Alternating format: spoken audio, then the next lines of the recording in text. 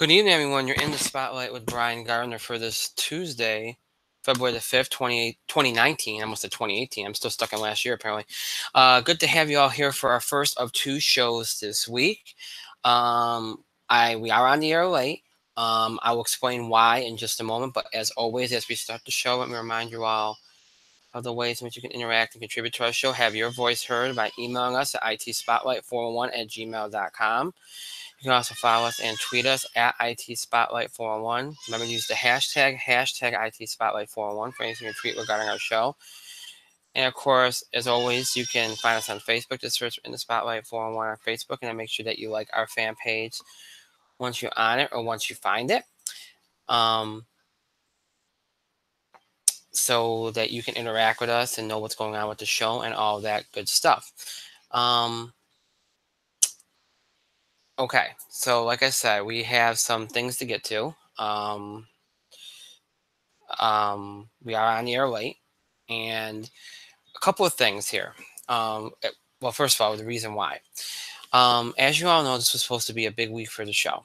We had a big episode planned for tonight. We're going to do all the stuff that we had to do tonight. And that would, and why was that? Because Thursday was going to be the 9th annual In the Spotlight Film Awards. And so that was the plan, right? Well, this afternoon I was told that things were running behind. Now, as you all know, the nominations, when they were announced a couple weeks ago, the nominations were delayed, and we ended up being on here really late because everything came in late. And I said, and that happened last year too, and it happened the same time, the same night that we announced the winners. It happened last year. Because what we've done in the last 2 years is the turnaround time is not as long. It used to be, I think, 2 weeks in between or something like that. So we don't have as much time because we're trying to do it quicker, for time reasons and whatnot. So, and I talked about this last week because a number of you had said that you wanted to do the film awards at a time when, both of us would be available to do them. And I said, well, with everything going on, it would be very difficult for that to happen. Well, it looks like the fates have interfered because, like I said, earlier this afternoon, I had gotten word that they were running our awards committee was running behind on the vote tabulations.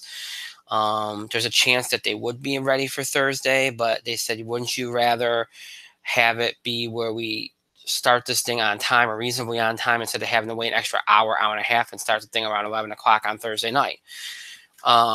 So when all that came about, when that information was brought to my attention, I had to think about it and figure out, okay, can we make, if that's the case, what do we do? Because next week is Valentine's week. Valentine's Day is on Thursday. So obviously we cannot do the awards next Thursday because we won't have a show next Thursday. So what do we do? What's the end game here? How do we work this? Because, next week, if we do the awards on Tuesday, and we would do them on Tuesday, we have to do a second show. We have other things that have to be done. So how would that work? How would we go about this? What would we do? So here's the deal, folks. We are going to do the film awards next Tuesday. Now, this is no way around it because, like I said, we could take the chance on Thursday. But I don't really want to do that. I just don't. I just don't want us to. It's one of our biggest shows of the year. I don't want it to be delayed that much, like the nominations were. It's just bad form. So, I had to wait. I had a couple questions. I was going back and forth with some people this evening to see what we're going to do because I didn't want to come on the air and not know what we were going to do because we can't do that. So I was going back and forth. So that was an issue that I had to deal with, in addition to other things. That's why we're late. But so here's what we came up with. So like I said, the film awards will not be this Thursday. They will be on Tuesday, this coming Tuesday, February the 12th. Okay. Now, there's only one problem with doing that. Okay. The problem with that is that by doing that, that means that next week, okay, we'd have to do two. If you do a second show, it would have to be on Wednesday. I don't really like doing back-to-back days of shows. Well, I mean, we're going to end up doing that eventually, but I don't. The way we constitute the show right now, I don't like doing it that way. So, so here's what I'm going to try to do on Thursday, okay? And I know this is kind of, you know, it's not something that's going to sit well with people, but so on Thursday we're going to try to double up on things, right? Okay. So we're going to try to double up on the box office beat and then try to get this, you know, if there's any other, because that's what we've been doing. We've been dividing topics, right? You know, we haven't been doing just sports, just entertainment. We've been kind of mixing it up these last month of shows. So, what we're going to do on Thursday is anything from sports, wrestling, or entertainment that we have to cover in addition to what we didn't cover tonight, what we covered tonight, and what we have to cover on Thursday, which is the box office beat, we will do. Now next week usually we would have a pay-per-view preview show. We'd be previewing Elimination Chamber, which I think is next week. Yeah, it is next week. I think it's next week. Is it next week? When's Elimination Chamber? Somebody help me. No idea. Yeah, you're right. Oh, welcome in, Mike. Let's welcome Mike into the spotlight here. I was in my own little universe for a minute there. Yeah. That's like a blast from the past. Yeah. Well, it's not. I like popcorn. Yeah. Well, our longtime fans would know that. Mm-hmm. If they sent us gifts, they would send you popcorn. That'd be nice if they did that. Yeah, but they didn't. So yeah, I mean popcorn. Okay, so you know what? Okay, so this is gonna be okay. February 25th. So it is not next week. So okay, so we can this works out fine. So we don't have to do 2 shows next week. This is good.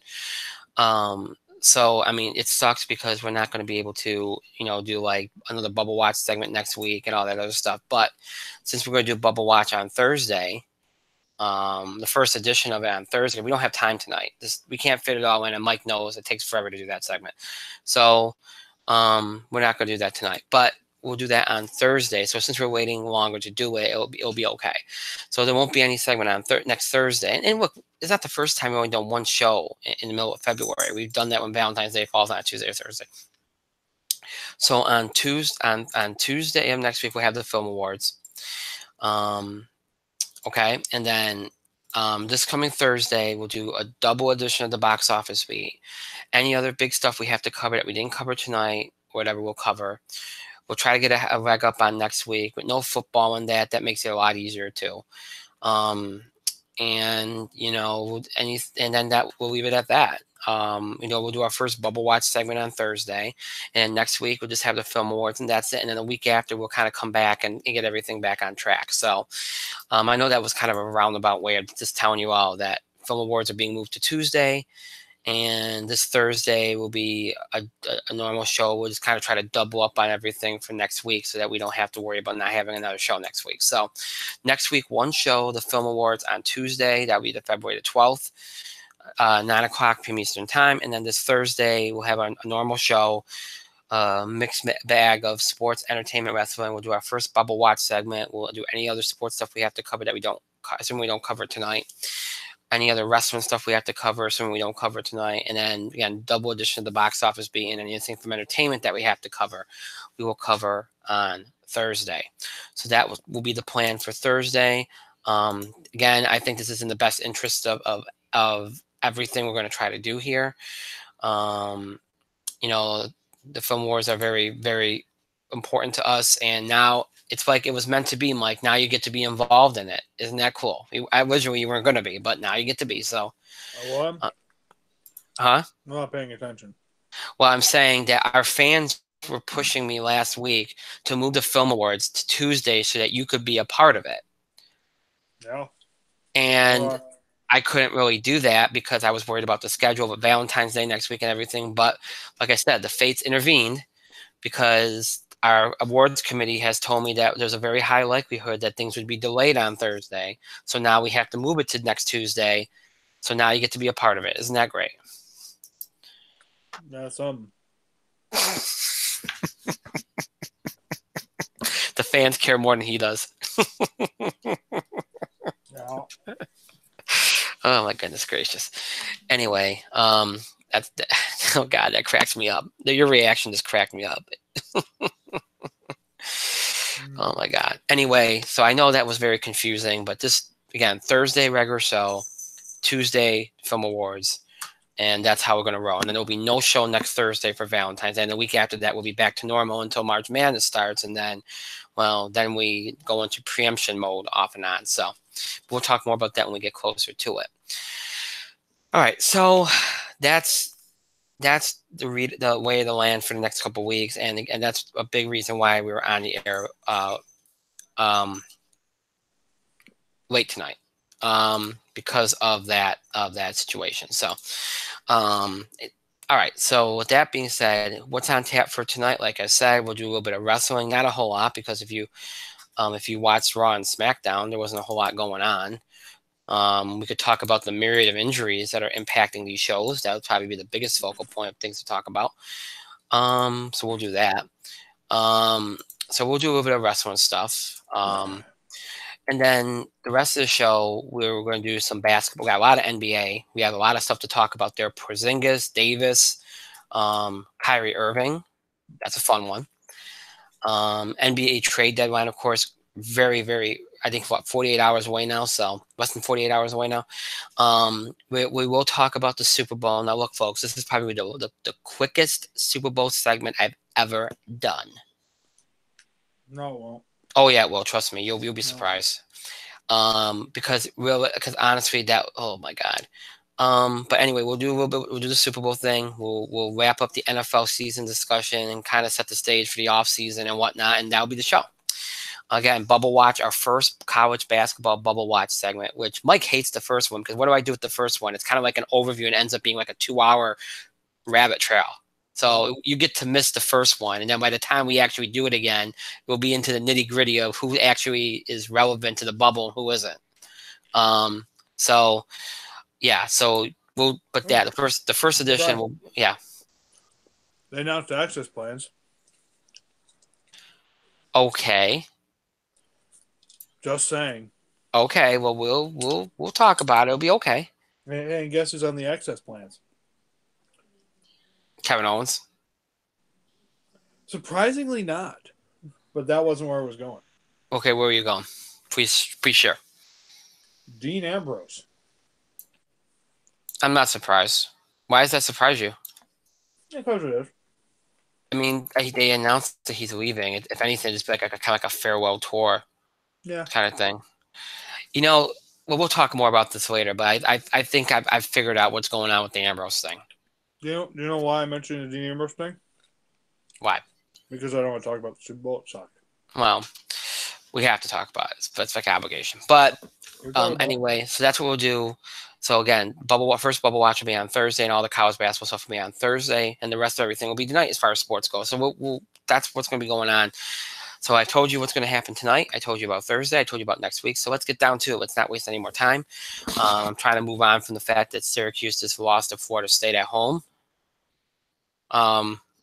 Badly. You know, I won't. Oh, well, they were down 20, got it down to a 1-point deficit, and decided to not show up for the rest of the game. So, I'm telling you, Mike, and again, I'm going off on a tangent here. I think Syracuse just play the rest of their games on the road this year. It might be better. They've lost one game. Actually, no, pardon me. They've lost. Yeah. They've lost one game outside of New York State this year. Mm-hmm. One game. Because those games that they lost in November were at the Garden. Yep. Like they just don't. I don't know what it is. It used to be they had trouble winning on the road. Now they win all their games on the road. Got me. I have no words. I really don't. But anyway, that's for us to worry about. Yep. So let's get right down to it. Let's go. Now I will say this: as bad as Syracuse was in that game tonight, they had more offense than the teams in the Super Bowl did. Look, I've heard a lot of things in the 2 days since the Super Bowl. a lot of things.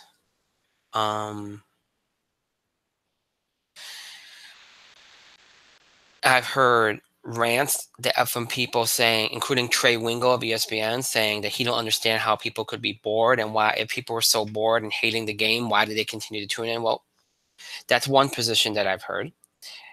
And he's not the only one that has that position. I've heard a lot of positions of that nature. And then there's been people that have had the opinion that and those people that had that opinion I just mentioned are people that are running with the idea that people just didn't understand what they were watching, that it was a chess match of between two coaches, and that's why the game was the way it was. Which I'm going to tell you why that's BS in just a moment. And the other position is this: the game was awful, the commercials were awful, the halftime show. Yes, Mike, it was. I watched it. Was awful. And the whole thing was awful from start to finish, including the post game, which I thought was an embarrassment, a complete and utter embarrassment. Which position do I fall on? I fall on the latter. Let me tell you why. Yes, Bill Belichick is the greatest coach in NFL history. Lock, stock, and barrel. And I don't care. Look, the cheating stuff and Spygate and everything. Look, whatever. Okay. Even without the guy's a genius. Okay, he's a genius. If you want to say that his game plan was the reason why the Rams were the way they were, I can understand that partly. Although, here's the other thing: you had a head coach and a quarterback that were so in over their head to the point where Jared Goff was on the sidelines looking like a little kid that just lost his bicycle. He looked lost. He looked embarrassed. He had no clue what to do. And if you follow what the Patriots were doing in that game, here's what they were doing. They were basically making it so that they were disguising coverages and making it so that, again, Jared Goff's not the kind of quarterback that calls audibles, and he's basically McVay's puppet. Okay, making it so that the first play that Jared Goff has when he runs out to go out and snap the ball and do this thing, whatever play he has to make an adjustment on the fly. He can't do that. You saw them calling timeouts. They didn't know what to do. He didn't know what to do. He was a deer in the headlights. He didn't know that they were disguising coverages. They were switching things up on him. He'd get lost, and he didn't. And unlike a guy like a Manning or an Aaron Rodgers or any of the better quarterbacks in the NFL, he can't audible it up and make an adjustment on the fly. He does not know how to do that. The Patriots imposed their, exploited that, and that was the biggest reason they won. In addition to the fact, and I said this last week, what was the big key to the game? Who's going to stop the run? Well, the Patriots stopped the run. Rams didn't stop the Patriots run. They got one of the worst rush defenses in the league, but they didn't make any adjustments. They let the Patriots run all over them. Brady didn't do anything in that game. Brady was awful in the game. Edelman came up big in spots, and good for him winning the MVP. I mean, I'm not going to get into him being a Hall of Fame or anything because, the PED suspension, all the other stuff. I'm not going to get into that, but good for him. But Brady was awful in that game. The pass attack of the Patriots was awful in that game, and it wasn't because of the Rams' defense. The Rams didn't play that good of a defense. Give me a break. I mean, they got to the quarterback a few times. Their pass rush wasn't bad in spots, but it wasn't that great. Patriots were not that good on offense. The running game was good, but the rest of it was not good. I mean, they did everything to give that game away to the Rams in the first quarter of that game. They missed the field goal. They had the early turnover with Brady. They did everything to give away that game early. And the Patriots took care of it late. And really, other than Edelman, Gronkowski had to cut the play late that was big. But other than that, that was it. But the Patriot defense did far more than the Rams defense did. And that was the difference in the game. They stopped the run. They made a couple plays in the passing game when they had to, including the late interception, which, Goff let the ball, he was getting push back and you let the ball float up there, and that was it. I mean, there was some. You saw that one play where Goff wasn't even sacked. He just kind of halfway bent when they came after him. It was weird, but he looked a mess. Now, look, you don't write off Jared Goff here because he's shown signs of being something special. But I think the thing that concerns you here, okay, the Rams, this is the second consecutive year that they go into the playoffs and they don't look good in doing so. And here's the other thing. The Rams did not look good down the stretch at all. Ever since they lost that game to Saints, I've been saying that for over a month. They did not look good. Nor did the Saints. So I'm not even sure if the Saints being here, which they should have been, would have made a difference. Again, momentum was not on any of these teams' side. The Patriots regressed in this game to what they were in the first half of the season after having a couple weeks where they were dominant. But that was enough. Them being at their worst was better than the Rams' worst. So the better team won in that regard. And look, they regressed to what they were early in the season, like I said, and the Rams were that same team that really struggled in the last half of the season. So you look at that, that's the biggest reason why this game ended up being what it was. Yes, was Belichick a genius? Yes. Did he do some things that were clever? Yes. I've seen him do better, though. I mean, was this his best coaching job this year, getting this team here? Probably. But we know that, again, we said every time people write the Patriots off, this is what you get. Haven't we learned this by now? We should have, right? Because this is all they do. When you doubt them, they prove you wrong. That's their game. That's what they've done since day one. So an ugly, ugly game. People are going to sit there and go, oh, Belichick, oh, the defense. Look, the Belichick and the defense did more than the Rams did, yes. So they had a better game. But, again, the Rams were so bad. You have a head coach that admitted himself he got outcoached. He had nothing. Everything he did was wrong. You had a quarterback that looked like the cat that ate the canary. And they're going to have to keep. Now, look, again, you don't write him off. He has shown signs, even though in the playoffs he hasn't been great, and the back half of the season he hasn't been great. You give him some time, but I'll tell you right now, I think the Rams have got to have in the back of their mind the idea that you might need a better quarterback to take this team to the next level. Because if he can't make adjustments on the fly in this era, then he's in trouble. You can't do what he did in this game. You can't be a quarterback that can't make plays without your coach, somehow relaying it to you. You have to be able to make adjustments if they're disguising coverages and they're making changes on the fly. You have to be able to audible it up. And if you can't do that, then you can't be a quarterback in this league. At least a Super Bowl winning quarterback or a playoff winning quarterback. You can't. So if he can't improve and change, then you got to do something. You got to go get somebody else. It's just the way it goes. So that's something that's something that this game has done for the Rams, that they have to have that in the back of their mind, I think. But an abysmal performance by really both offenses. And again, Belichick had some genius moments. His defense had some genius moments. But other than that, come on, let's not act like this was a master class in coaching and technique. Those people that are saying, well, you can't call this boring, and all these people that hated it should have turned it. First of all, you don't turn off the Super Bowl.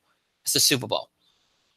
People are having parties. So you think they're going to turn the game off? We're going to watch. Yeah, we did turn off at halftime to watch halftime heat, which because Mike made us. But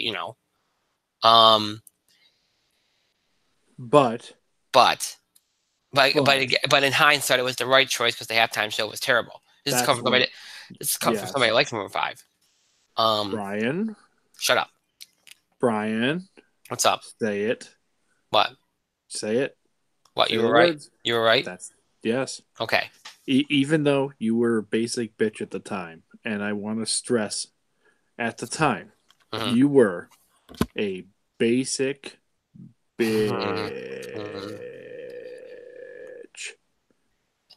Emphasis on basic, with special emphasis on bitch, because that's what you were at the time. Thank you, Mike. But I am very happy to hear that you acknowledge that halftime heat was the correct decision. And look, at the very worst, you saw, at least with Aleister Black, the tattoos didn't look ugly as shit than what you would have seen with Adam Levine and his male protruding nipples and his disgusting as fuck California tattoo and his disgusting as fuck most of his other tattoos. It looked bad. Also, name a good Maroon 5 song that isn't harder to breathe. You're welcome. Listen. you can't do it. I'll give you Sunday morning if you say Sunday morning. Anyway, look, it was, again, bad offense. Yes, Belichick had his moments. The Patriots did a better job on defense. We get to given. Rams were awful. Quarterback and coach were in over their heads. Terrible game to watch. Nothing. And again, all these people out there are like, well, you should turn. You can't turn off the Super Bowl. It's a thing that people are going to be talking about. It's an American tradition, Brian, like a holiday. But Brian, let me finish. What? You can in fact turn off the Super Bowl. Okay. Nothing Anybody but Mike would have been missed. Anybody but Mike. Okay. Listen. Stop. You know what I mean. So it's one of those things. So telling people that they should. And here's the other thing too. It was still a close game. As bad as it was a close game. Do you really think people are going to turn off that game with the idea that there's somehow? I mean, it was 3-0 at halftime. All you need is a field goal, so it's still a game. Like, just because people are hating on something, like it's not like, some of these games in the past, way back when the Super Bowl, like you saw a team win by 40. I mean, then you might turn the game off because, like, well, that team doesn't have a chance in hell of coming back. It's a little bit different. As awful as the game is, and plus people are tuning in for the commercials, which also stunk. It's bad when movie trailers are better than the commercials, but commercials stunk. The halftime show stunk. Only some of the movie trailers were better than the commercials. True, but still, commercial stunk. Game stunk. Again, I like good defensive games. I've liked a lot of low-scoring games. That's not the issue here. And I like seeing a good coaching matchup, a good chess match kind of thing. I don't mind that. So this is not about me not understanding the game. There was nothing compelling about that game until the last 4 or 5 minutes when defenses were so tired that things started to happen. There was nothing about that game that was any good. There's no highlights. Scott Van Pelt couldn't even show highlights. There were a couple of highlights. Yeah, they're all late. There was that one pass to Gronk. Yeah, that's about it. And then there was the running touchdown. But this is what I'm saying. And then there was the Patriots defensive thing where it was almost a touchdown, but that Patriots corner came from out of nowhere and just smacked it out of his hands. That was a cool play. Here's the thing: when people remember this game, they remember it was Brady winning his 6th, Belichick winning his 6th, obviously Brady tied Michael Jordan, which is a big thing for him. They're gonna remember that part of it. Nobody's going to want to remember the game because the game itself, there's nothing to remember about. There's no big moments. And I think that's the issue. When you tune in for a championship game, you want moments. You want back and forth. You want drama. And the way that the Rams were playing, even though you held out hope that this game, even though it was still close, the way the Rams were playing, you felt like they were down by 20. It was just, again, I like coaching battles. I like defensive matchups. I like low-scoring games. I don't mind all that. But this was not that. This was a terrible game. It reminded you of those college football championship games where neither team plays any good, because they had the 1-month layover. That's what it looked like nobody wanted to play. It looked like nobody wanted to freaking win the game until the final 5 minutes when the Patriots said, I guess we'll take it. And, yeah, there were a few moments before that, and Belichick had some great coaching moments that we all know that. But acting like this was some back and forth chess match between two, masterminds, and one like like what they say, like, there's a haymaker, there's a haymaker. Like each team kept going at each other, and then finally in the final 2 minutes, one of them finally KO'd the other one and won the game. That was not like that. That's the kind of game you wanted to see. You didn't get that kind of game. You got an abysmal, poorly played, offensively poorly played game that had nothing to make it any better. We should in some of these blowout games over the years, you had at least the commercials to make it better or the halftime show to make it better. None of that made it better. And then to follow it up, the post game. Oh my God, the post game. Tracy Wolf, which I've always had a pet peeve about doing the interview right after the game. Let the players celebrate. Let them, shake hands with the other team. Let the moment happen, and then you go get the player. Especially when you're going to have the player again, or the coach again when they get up to the podium to get the trophy. So you don't need to be right there. That was an embarrassment. First of all, they should cut her mic off so we didn't hear everything that was going on in the pile. But that was a mess. And then the long-winded questions she asked Brady, just a mess. And then to come back from commercial for the trophy presentation and have Bob Kraft with the microphone instead of Jim Nantz doing introductions, doing this long-winded thing, basically. And what was going on. Did you see all the amount of ass kissing that was going on between Brady, Belichick, and Kraft? Sure did. It's like, oh, we remember what happened last year before the Super Bowl where everybody said we hated each other and all the books that have come out and all the articles that have come out saying we hate each other. No, we've gotten over it now. We're all okay. They're not. No. But there was a narrative going on that was kind of obvious the whole time. Trying to change the narrative. Yeah, and they're failing. But we didn't need Bob Kraft doing a freaking 8-minute spiel about it. I mean, this is horrible. The post game, the whole thing was horrible. I feel bad for CBS. I give Nantz and Romo credit. They were very self-depreciating about the whole thing. They knew the game was bad. They were just trying to have fun with it. What are you going to do? I also didn't like the fact that the NFL was going over the top with the whole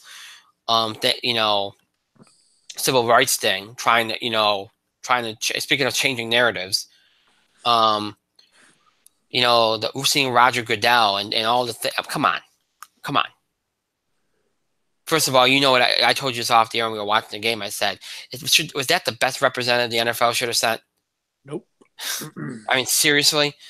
It was over the top. If you want to talk about that a little further, you can literally just answer it in 2 words. That kind of breaks down all of the NFL, all of this narrative the NFL does. 2 words, all it takes. Okay. You ready for the 2 words? Sure. Where's Kaepernick? Yeah. And suddenly all that bullshit is just bullshit. Yeah. Where's Kaepernick? If you're devoted to civil discourse, if you're devoted to fighting racism, if you're devoted to equal rights, where's Kaepernick? Yeah. That's why you blackballed him out of the league, because he's speaking. He's an activist now. He's speaking against an injustice. Yeah. And you blackballed him. So, if they were really, really serious about this, then they wouldn't have put a secret. I'm not going to say secret, but it's an unofficial kind of blackballing from the league. They wouldn't have done that to him. Where's Kaepernick? That's all. Yeah. No, you're right. You're right. And honestly, that narrative is now destroyed. That's it. Doesn't matter. Narrative's bullshit anyway. It's to me, again, it was just over the top, and they just, again, every time the NFL tries, this is the problem with the NFL, and this is something that they still don't get. They're always reactionary. It's kind of like what Warner Brothers and DC would do in reaction to Marvel. It was always reaction. They never got out ahead of anything, right? It's always something happens and then they react to it, and they're always trying to catch up instead of just getting ahead of it like the NBA does. They put a rule in place to get ahead of something before it gets out of hand. They never, ever, ever, ever. They're always reactionary, not proactive. And that's the issue.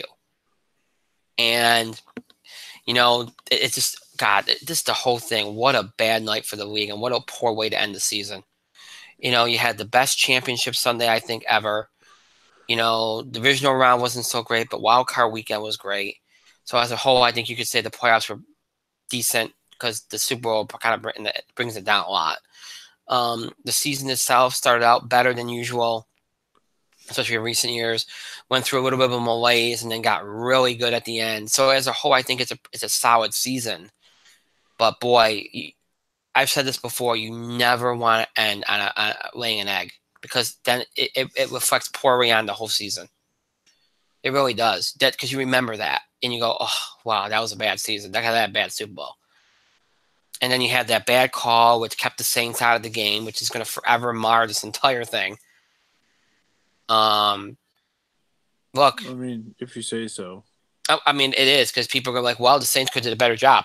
Who knows if they would have or not? But who knows? yeah, They might have done a worse job. They might but have been goose-egged. But the thing is, should the Saints have been there? Sure, but let's face it, the Saints had plenty of unsportsmanlike conduct plays, as visually documented on Twitter in that game, where they weren't called for penalties either. true. So I would say this though.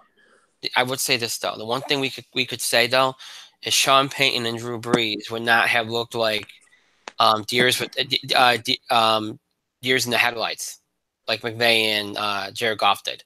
Well, yes, because they've been there. They've won it all. They've done it all. They've won one. They were there once. They probably could have handled the pressure better. McVay and Goff looked like they didn't know what they were doing, and they got. Look, McGough got out coached, but not by very much, because Belichick didn't do very much at all, and then Goff just got outplayed. Didn't have to. He didn't know. Why should he have to? Now, here's the other thing. I've seen a lot of people, are looking towards next year, like, oh, the Super Bowl favorites for next year. I'm going to tell you this right now. Mark my words. The Rams have a good team. Okay, and as I said, you're going to have to keep an eye on Jared Goff, because he's that kind of I don't know if this is going to be the quarterback to take him to the next level. But I'm going to tell you, it would not surprise me at all next year if the Rams don't make the playoffs, as good as they are. That's the kind of loss, the way that they played, that stays with you, because you feel like it almost makes you doubt that you belonged. It plays games with you mentally. And you saw the way they played in the second half of the season. 2 years in a row, the playoffs, they weren't that good. They didn't play well. They got, in a lot of ways, lucky to even get what they got. And they're just one of these teams that just seems like it's like there's times when they look great, and then they don't, and then there's times when they don't. And like I said, this has all the earmarks of next year. This game kind of screwing over with their heads. And if they don't make the playoffs next year, I would not be surprised. Or if they have like a season where they kind of just make it as like a wild card because they had a bad start this, I would not be surprised. It's just something, because especially with the whole Saints thing, where they heard the whole world saying, well, if the Saints had gotten that call, they would have been there. And that doesn't mess with you if you go into the Super Bowl, even if you lose, if you play a decent game and you're like, okay, I feel like we belong. But now everybody's going to sit there and go, well, you didn't belong. You probably shouldn't have been there in the first place. They're going to hear all the whispers all summer long. They're a young team with a young quarterback who looked a mess in that game. The head coach goes on the record and says he did not coach well in that game. So mentally, they're not going to be they're going to have a lot to overcome. Could they surprise me and do it? Absolutely. But something in my gut tells me that we're going to be sitting here next year going, what the heck happened to the Rams? I'm just saying. So that's something to keep an eye on for next year. Here comes the off season.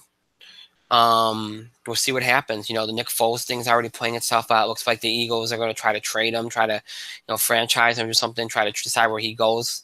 They're committed to Carson Wentz. We'll see how all the Carson Wentz stuff about him being a bad teammate that plays out. The draft's going to be interesting. We'll see if the Giants try to, move and get a quarterback, or we'll see what they do with Eli Manning. That's going to be interesting to see. Yeah, I mean, there was a couple of things there. Like I said, we see what the Rams do in the aftermath. Let's see what the Patriots do in the aftermath here. What does Kansas City do to get better? To get where they want to get, because that's going to be the team that I think. That's the only team right now that I think has a chance to knock out the Patriots until Brady retires. Is the Chiefs. Obviously, we see how I need these new head coaching hires do.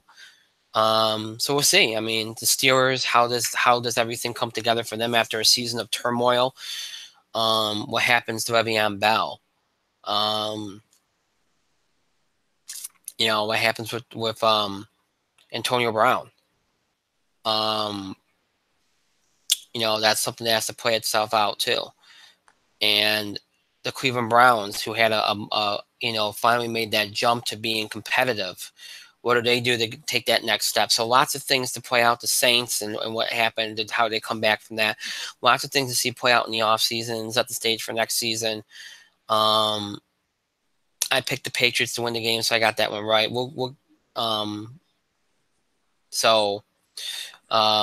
Good for me.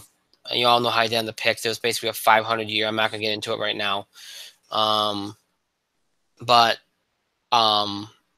mean, if I sitting down right now, if you had to ask me next year who I see getting there, Patriots will get there again. I think we have to be stupid not to say that they won't.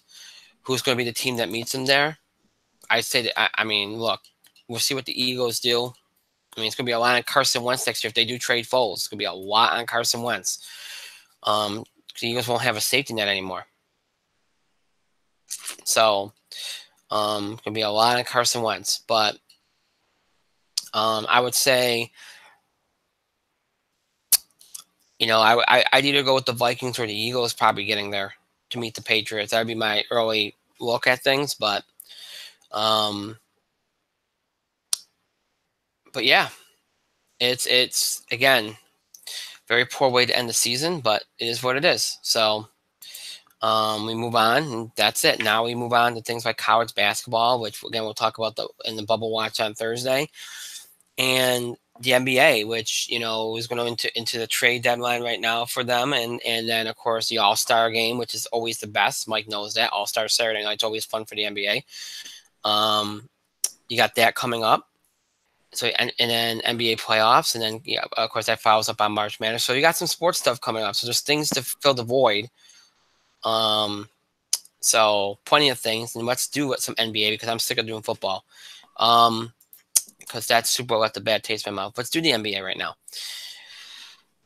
Okay, so when we last talked, last week we were talking about Anthony Davis and what was going on there. And we talked about the Knicks and what could happen there. And now we got this Porzingis thing, which apparently the Knicks tried to trade Porzingis for Davis. New Orleans wouldn't go for it. Now Porzingis goes to Dallas. We can team up with Luka over there and be a good tandem. And apparently he's interested in a long-term contract with Dallas, which is good for them. Apparently Dallas wasn't even on his list of teams that he wanted to be, if he wanted to be traded, that he wanted to be traded to. But it's going to end up working out, I guess, for them. And again, there's been some more stuff coming out about the Porzingis thing and how, the Knicks have been thinking the Mavericks should always be a landing spot for him. They knew that he wasn't exactly wanting to stay.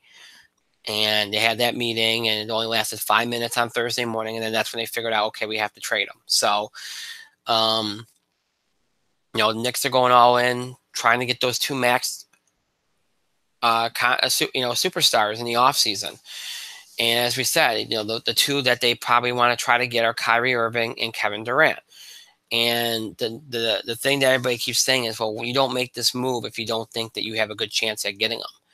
So they must know something. Just like the Lakers must know something as to what whether a free agent will come to play with LeBron, because otherwise, why else would you give up your entire team for Anthony Davis right now? Because that's what they're essentially doing. Although it looks like the deal is off at this moment in time. Well, the thing is, New Orleans isn't even counter-offering. They're not even coming back to him. They don't want to make the deal right now because they'll have more deals in the offseason. They want to see if the Knicks get the number one pick, because the Knicks might be able to trade that number one pick to the Pelicans. Because apparently Anthony Davis said he would sign an extension with the Knicks if he ended up liking it there. So that's something to look for. The Celtics can't do anything until July 1st because they want to try to get Irving. But then there's the Kyrie Irving thing. Now, I've been saying all along these past few weeks, well, Irving's going to resign with Boston. Remember what he said in October, right? He said, "Oh, to the season ticket holders." Oh, I'm going to. Well, on Friday, he threw that completely out. Said, "Oh, I'm going to paraphrase here. I haven't made any decisions. I don't owe anybody nothing." Now, the door is wide open. And look, we can read between the lines here. He sees what the Knicks are doing. He sees that Brooklyn's good this year. Brooklyn's the other team that he would have been interested in. Brooklyn's gotten good this year. And he sees what the Knicks have done. See, when Kyrie said what he said, Porzingis was still at the Knicks. Brooklyn looked like a team that wasn't anywhere close to being good. The two options that he had, he wasn't looking as favorable at. Now, like, wow, the Knicks have space to go get somebody else to come play with me. Oh, look, the Nets might even have space, but they also have a good young nucleus, too. We have a good team there. All of a sudden, there are options for Kyrie Irving. And you know what I love about this? And you're going to laugh about this, Mike. He left Cleveland. He left Cleveland because he wanted to be the guy, right? Mm-hmm. But now, apparently, he does not. He looks at the Boston Celtics and thinks, there's not enough alphas here. I need another alpha to pair with me. Mm-hmm. So basically what it is, I want to be the guy, but I need somebody to come be my partner. Yep. I don't want to be somebody's partner. I don't want to be LeBron's partner. I want to be the LeBron, and somebody else can be the little buddy. Somebody else can be the Kyrie Irving. Yeah, that's what he wants. But see, here's the funny part about this. And I hate to break it to him. Let's say he does go to the Knicks, and the Knicks, kind of the two guys that seem the most favorable for the Knicks are Kyrie Irving and Kevin Durant, because Durant's got the Royal Ivy connection. They think they got a chance at Durant, right? Mm-hmm. If you're on a team with Kevin Durant, Durant's the A guy. The only reason why Durant's not the A guy in Golden State is because of Stephen Curry, because that's his team first. And he's Stephen Curry. Yep. If Durant goes to New York with Kyrie Irving, Durant's the guy. Not Kyrie Irving. So how's that going to work? And again, I don't even think that's going to work because they're both guys that require the ball. It didn't work out with Durant when he was with Russell Westbrook. What makes you think it'll work out with Irving? It works out in Golden State because Golden State is a spread offense where they just pass the ball around the perimeter and look for open shots. That's why it works. The system works for Durant. It works for everybody. It ain't going to work if he's on the floor with Kyrie Irving. It's like it didn't work when he was on the floor with Russell Westbrook. It's not the same offense. So now the door is open for Kyrie Irving. Now it's not a foregone conclusion that he stays with the Celtics. And then Anthony Davis Sr., my son, won't go play for the Celtics. He will never want to play for the Celtics because they're not loyal. Look what they did to Isaiah Thomas. Boy, they're just determined to destroy the leverage of these teams, aren't they? Yep. Trying to dictate where you send somebody. Good Lord Almighty. And the Lakers are trading basically their entire team. So here's the problem. You trade everybody. Okay, Lonzo Ball, whatever. But they got to trade Ingram, Kuzma, Ball. There's somebody else in the deal, too. I forgot who. And then apparently they want 4 picks, first-round picks. For Anthony Davis only. For Anthony Davis. That's insane. And if they get that, that's look, first of all, if they get that, that's a great package, even if you don't like some of the other players in the deal. Because I'm not huge on Ingram, and I don't like Ball at all. Kuzma I like. Kuzma I like. But again, because there's some people out there making the argument. Well, these Lakers, a lot of these Laker guys were out there last year without LeBron. Look at the kind of team that you had. They didn't do any good. So if that's going to be what goes to New Orleans, you ain't going to make any progress there. So why would you want those guys? Which is why it makes no sense for him to make this trade right now and wait and see what you get. Wait and see what's out there. There might be a couple other teams that step up. Just say even if they have Anthony Davis for 1 year, they'll take the rental so that they can win a championship. And then if he leaves, he leaves. but you might get a better return if you don't like the players you're getting back from the Lakers. That's why it makes no sense for them to make this trade. They don't have to make that trade right now. Not any clock. But if the Lakers do that, imagine this: if the Lakers do that, okay, who are you gonna have to play with LeBron and Anthony Davis? Nobody. Then you go the route of signing a bunch of guys for minimum that, but people forget Miami had some guys around the big three that they were able to keep. They didn't gut their team to give them. They signed them all in free agency. They didn't have to give anybody up. They kept who they wanted to keep, who was willing to take a pay cut to stay on, and then filled in the gaps. Same thing with Cleveland. Cleveland didn't have to move a lot of their talent. The Lakers would have to move everybody just to get Anthony Davis on the team, and then you're left with nothing. And look, and you know what this tells you? The Paul George thing really messed up the Lakers.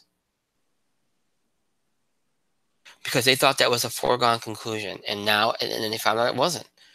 And you know what Kevin Durant said a couple months ago, I know he came back off of it, about playing with LeBron is toxic. Boy, a lot of people must feel that way. Because why else would the Lakers? Because they get intel. I mean, this is probably why the Knicks made the Porzingis, and they hear that they have a good chance of getting two guys, right? They hear these things. The Lakers must know something. Why else would they be willing to trade pretty much their entire team and be desperate to do it? Because let's think about this. If they don't get Anthony Davis, here's the other thing people forget. The Clippers have room for 2 max contracts as well. And remember, rewind back to last summer. We heard a lot of guys interested in going to the Clippers, including Kawhi Leonard, right? They want to play for Doc Rivers. It's like, well, I want to play in LA, but I don't want to play with LeBron. I can go to the Clippers. If Durant don't want to play with LeBron, but he likes staying in California and don't want to stay for Golden State, he can go to the Clippers. A lot of these players like Kyrie Irving. Like Doc Rivers.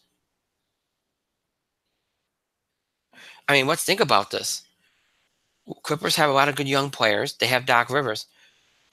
And what do the Lakers have? Luke Walton. I mean, you got LeBron James, but do you want to play with LeBron James? You don't want to play with LeBron James, then why are you going there? The Clippers are going to be a fly in the ointment here too. So Porzingis gets moved. He's going to be in Dallas. We'll see what happens there. First of all, and another thing about Porzingis, he has to keep his mouth shut. The Knicks have bashed him a little bit, but they let it go after that. He's continuing this narrative. Oh, stay woke, New York fans. There's more to it. Just shut up. Shut up. You and your brother's your agent. He's ruined things. He's messed things up for you enough. Hopefully things get. Dallas had to pretty much, over the top praise the brother and act like he was part of everything, just to kind of make sure that they get in with a good relationship with him right out of the gate. It's ridiculous what that whole relationship's like, but I digress. Look, he's in Dallas now. Hope everything goes well for him, but let it go. It's done. It's over with. Let it go. You had the Porzingis thing, which has been huge, and this Davis thing, which will he be moved before the deadline? I doubt it. One thing I'd be interested in, though, and this is something that I think would be interesting, and I told you this off the air. Boston got to the Eastern Conference Finals last year without Kyrie Irving and Gordon Hayward. They're both been relatively healthy this year. Boston struggled, but they're still going to be a playoff team. They have a lot of young talent. Now that you have an idea that Kyrie Irving's not as committed to this team as you thought he was,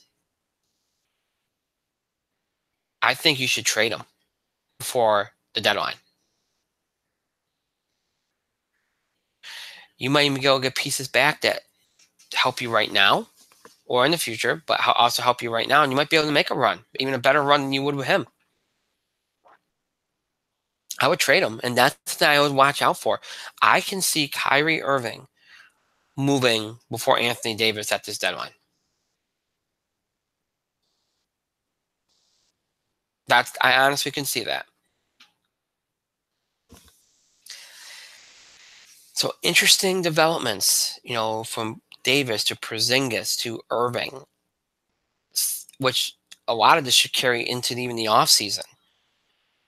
Very interesting to see where all this goes because it all ties together. Will the Lakers get their man? Will they have to wait? What happens with the Celtics? It's going to be interesting. It's going to be an interesting couple months here. Off season is going to be interesting with all the free agents. Who knew that there would be so much going on in the NBA during the Super Bowl time? Thank God for it because it's more interesting than talking about the Super Bowl. It really is. I mean, I can't remember the last time you heard sports radio last week talking about the NBA more than they were talking about the Super Bowl, and maybe that should have been an omen. Remember how I said last week that the Super Bowl, it felt like there wasn't a lot of anticipation for it. It didn't seem like as many people were talking about it or covering it. I guess there was a reason. It's like people psychologically knew something. I mean, maybe all had instinct. I don't know. But we'll see what happens. By the time we talk next, the trade deadline will, I think, have passed, I believe, and we'll know what's going on and see what happens.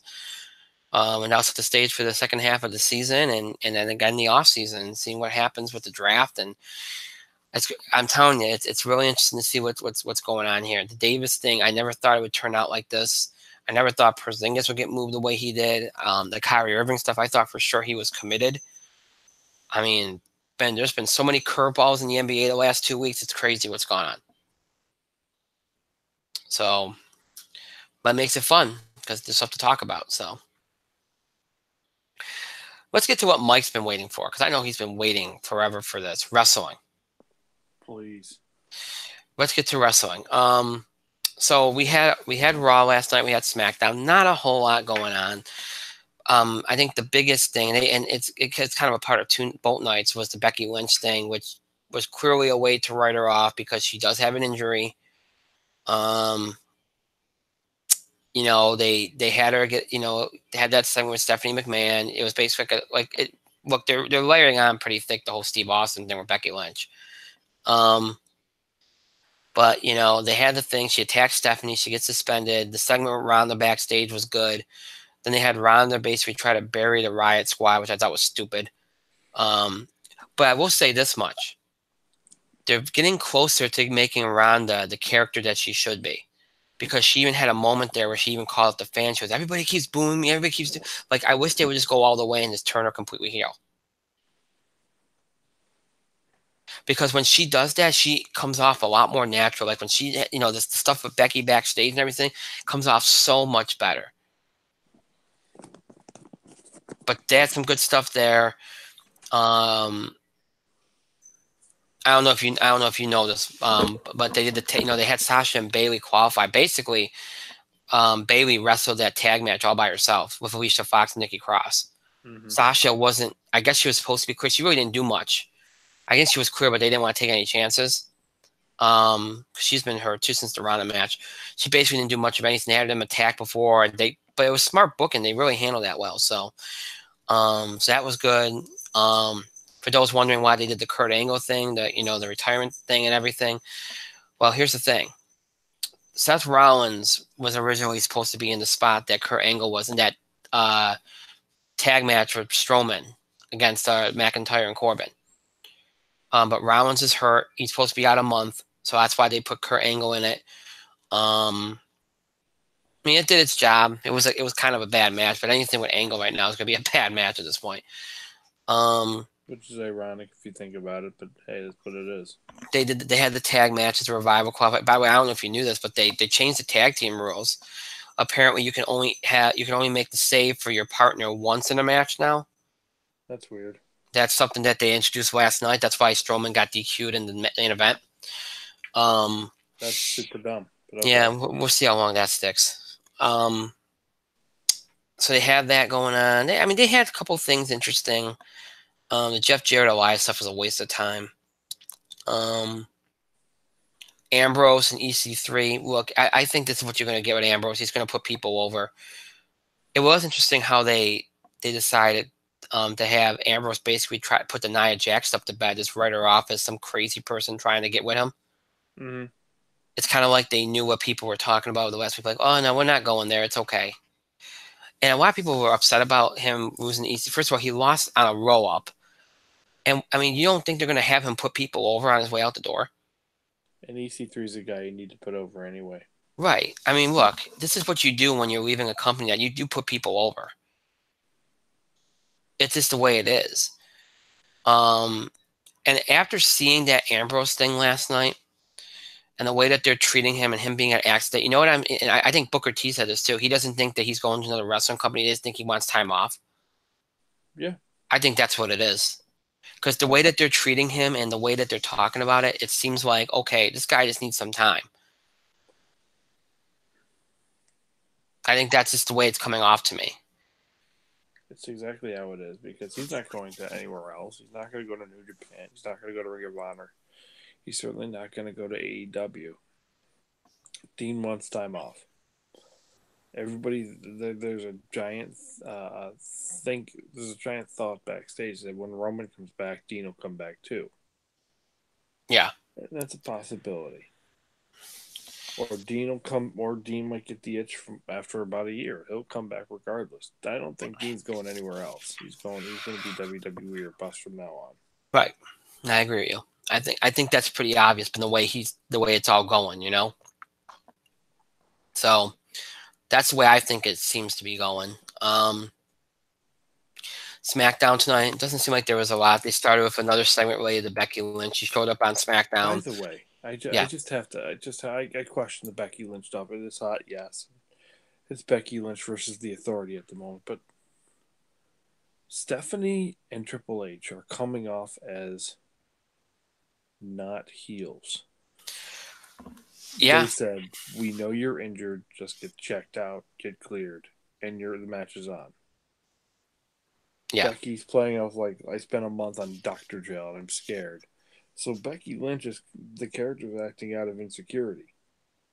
Right. Which is an interesting story to tell, but it's not like Triple H and Stephanie are in the wrong here because they're the bad guys. They just want her to be medically cleared because they know she's injured. See, so I don't like that storytelling, really. You know what I think? I think it's getting bogged down a little bit.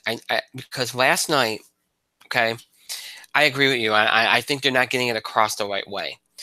Because I think there was a part in that promo last night when Becky said to Stephanie, "You know what this is? You're trying to take this away from me." Almost like they're using the injury. They want to go see a doctor, and they're going to come up with, they're going to have the doctor not clear her on purpose to keep her out of it. I thought what they were going to do was draw a parallel to Charlotte and say, you want Charlotte there because that was your plan. She even said, well, I'm the screw up in your plan. I wasn't supposed to do this. It was starting to come off like the Daniel Bryan push a little bit, where it was like, oh, well, I wasn't supposed to be here. You know what I mean? Mm-hmm. And I thought that's where they were going to go with it, because Becky even brought it up, like, oh, you're trying to keep this from me. I don't trust you. And she even mentioned that with Triple H. I don't trust you guys. Like, so what they should have did was go all the way up and say, I don't trust that the doctors are going to tell the truth. Mm-hmm. That they're going to tell me that I'm cleared, even if I'm to be cleared, that you how I know that you're not going to influence this in any way to keep me out of the match, because your chosen one is Charlotte. I thought that's where they were going to go with it, because if you do that, then okay, Charlotte's the heel, Becky's the face that's trying to, and explains why she won't go back there, because she doesn't trust the system. That makes a lot more sense that way. Infinitely a lot more sense. And I think that's, Becky has mentioned it a couple of times, but then Triple H and Stephanie go off and make it, and just keep reinforcing, well, go see a doctor, go see a doctor. They should be pushing that, picking up on that, and running with it a little bit more. And they're not. And that's the problem. It's coming off more injury related than just trying to keep Becky down. You know what I mean? And that's the problem. I mean, they did an interesting thing with Triple H acting like, oh, she's just doing this out of fear. I mean, there are some parts of it that I get they're kind of interesting, but the way you're not selling it the right way, and hopefully they fix that. And, I mean, they got time to fix it. They can take it that direction if they want to, but if they don't do it soon, it just becomes a flat angle. They don't need that part of the angle. And we all know what the reason for this is. it's setting up Charlotte to be added to the match. Mm-hmm. That's the reason they're doing it. It's obvious why they're doing it, but I mean, look, and I'll give Charlotte credit. She was ridiculously entertaining in the opening segment. I love what she's doing with the Becky cheer. Whenever they chant Becky, when she's out there, she starts doing it. She's like, "Oh yeah, I'm happy for Becky too." Like the sarcasm, like she's playing it really, like she's doing a really good job of playing with it. I mean, it's really funny what they're doing with that, but and you had Nakamura and Rusev continue their journey together tonight. They got a win. Yeah, Miz TV with the Usos, which was what it was. Orton, what was it? Randy Orton versus Mustafa Ali, which Orton won. Apparently, it was a great match. Haven't watched it yet. Samoa Joe attacked after the match. Daniel Bryan and Jeff Hardy. Let's see. I was trying to get. I only saw bits and pieces of the show. I was too busy. Sonya and Mandy Rose won by pinfall, so I think they qualify now, right, for the women's tag match. And then Jeff Hardy and Daniel Bryan. Jeff Hardy won by disqualification, and there's some chaos there. So really, this build up, there wasn't a whole lot of big stuff going on SmackDown. So not a lot of highlights this week. I know they changed the name of Heavy Machinery. They're now going by their first name. So Vince is again cutting people's last names off of wrestlers. Otis and Tucker, that's correct. Mm-hmm. You have to do that with Andrade a couple weeks ago. The first inductees into the WWE Hall of Fame have been named, or they're going to be named. I don't know if you know this, Mike. It's the Hart Foundation, yes. Yep. I saw Yep. I think this might get Jim Neidhart in. Apparently AEW is down to 2 TVs, and they've apparently made a huge offer to a top WWE star, which we do not know who that is yet. It's a current star. Oh, I'm very certain Zack Ryder will say yes. No, seriously though, are you thinking of it? Are you thinking it is who I think it is? The same person who was rumored to resign over the weekend? I don't know. Is he here to show the world? No. Or is it a falling sun? No.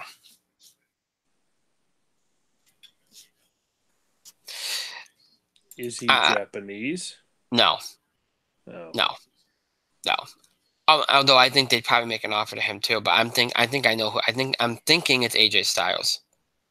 Probably. Because there was that rumor going around this weekend that he had resigned with WWE, and then he kind of like called out the rumor mill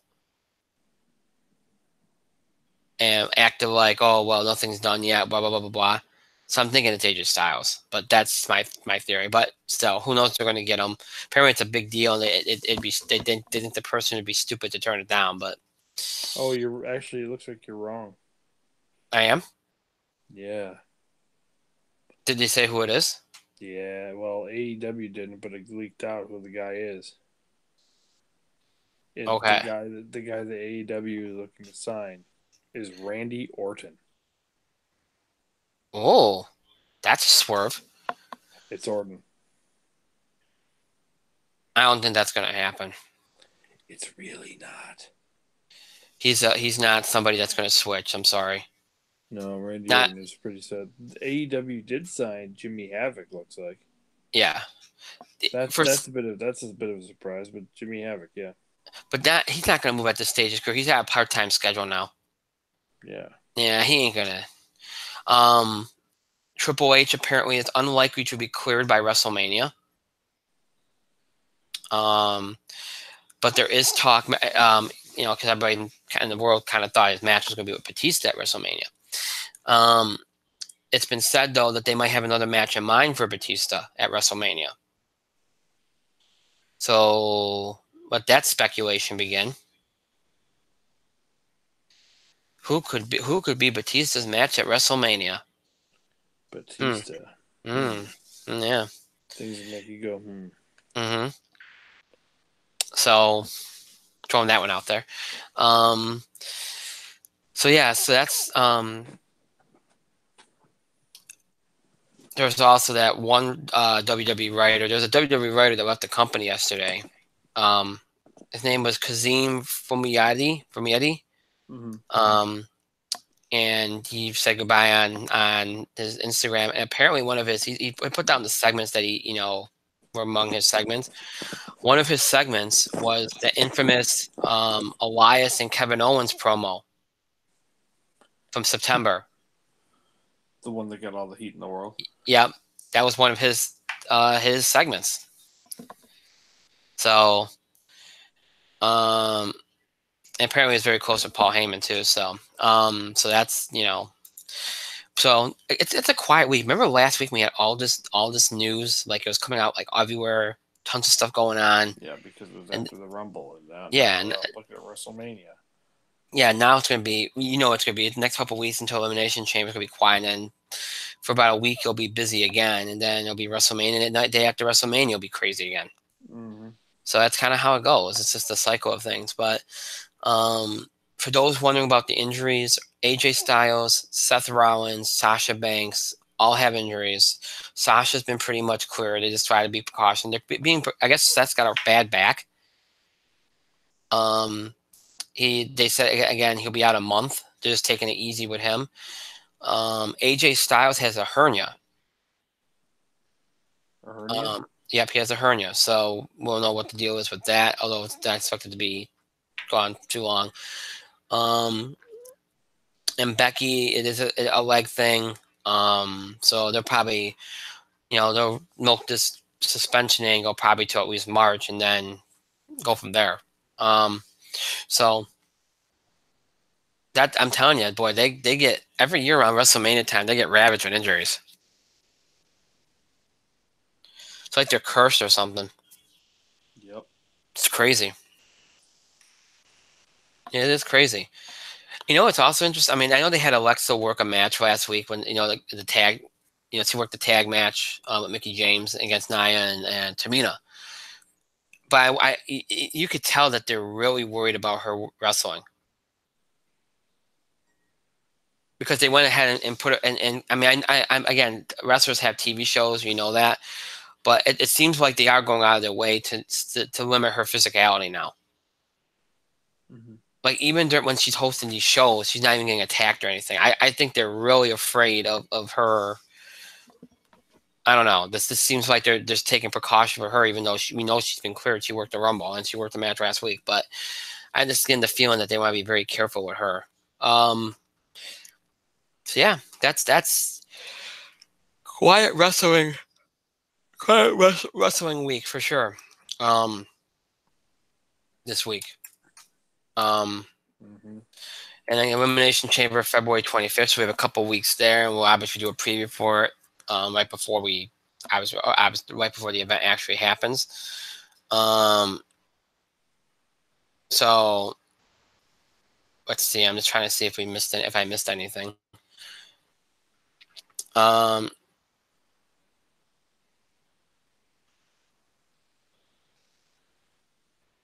Let's see.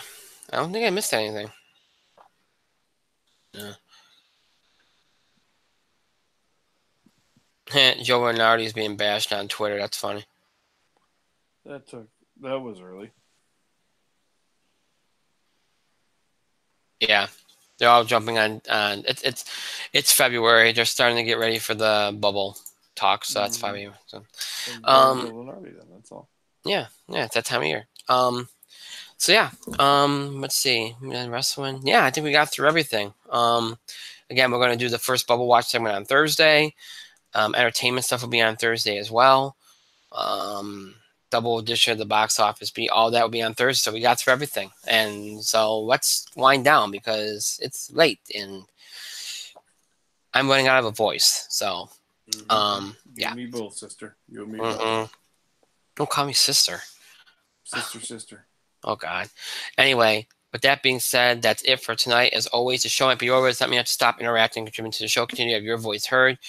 Send us your feedback, questions about the show, discussions of the show, topic ideas or breaking news on sports, entertainment, wrestling you want us to cover. Topic ideas. Well, I said that right. Topic ideas. See, I'm losing it. Questions about the Film Awards. Any of these things you can do by email, Facebook, and Twitter. You can email us at itspotlight401@gmail.com. You can also follow us and tweet us at itspotlight401. Remember to use the hashtag itspotlight401 for anything you tweet regarding the show. And as always, you can find us on Facebook. Search in the Spotlight 401 on Facebook, and then make sure that you like our fan page so you can interact with us, know what's going on with the show. If there's any postponements or delays or any other important information, you'll know about that. So make sure that you follow us on social media so you get access to all that and more and interact with us and have fun and all that good stuff. So to do all that and more, make sure that you follow us on Facebook and Twitter. Very, very important. 2 ways to keep up with the show and look back at class guests. You can stream us anytime on YouTube. Just search in the Spotlight 401 and you'll be taken to our show page on YouTube where you can stream every episode ever produced for YouTube. That's every episode from mid-October 2015 right up to tonight's current episode. This episode is available for you to stream anytime you want. Just head over to YouTube and search for In the Spotlight 411. If streaming's not your thing, maybe prefer to listen to us on the go, or you're interested in older episodes of the show, if any of that applies to you, check us out on our main host sites, Podbean and iTunes. Just search for In the Spotlight 411. And when you do, you'll be taken to our show pages on both sites where you'll have access to every episode we've ever produced. That's all our episodes from our original Blog Talk Radio run, all our episodes from our Talk Show run, all our episodes from our current YouTube run. Of course, all those YouTube episodes transfer into audio format for your convenience. Every episode is an audio format for you to listen to anytime you want on the go. If you're interested in older episodes of the show, maybe you're a longtime fan, wants to look back at our episodes, or a new fan wants to check out episodes from way back when for the first time, or just keep up with current episodes, miss an episode, just check out an episode again if you want to do any of that more.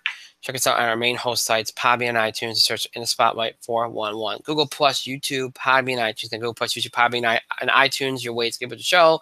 And look back at classic episodes, search In the Spotlight 411. Again, just search for In the Spotlight 411. Whew, wow, that was a struggle. My voice, wow. I want to thank Mike for being here tonight. Thank you, Mike. Time for bed. I want to thank myself for another great show, having us on the back, and thank all of you for your continued support and contributions to the show. Thank you so much for watching. To those who will be watching and listening to this later in archive, thank you to you as well. Again, sorry for the late start. And again, some changes here. Thursday will be a normal show. We'll do a double edition of the Box Office Beat, any other entertainment or sports or wrestling stuff we have to cover, including our first edition of the College Basketball Bubble Watch. All that will take place on Thursday. And then next Tuesday, February the 12th, will be this year's 9th Annual Film Awards. So our biggest show of the year, we're moving to Tuesday. So next Tuesday, again, the 9th Annual In the Spotlight Film Awards. You do not want to miss that show. And that will be our only show of next week. So please keep that in mind. Sorry about my voice. Just losing it in one of those days. And yeah, so with that being said, that is it for tonight. I hope you all have a great rest of your night, a great Wednesday, and a great Thursday. See you back here for our next show this Thursday, February the 7th, broadcasting streaming live here on YouTube at 9 o'clock p.m. Eastern Time. Until then, have a good night, everybody.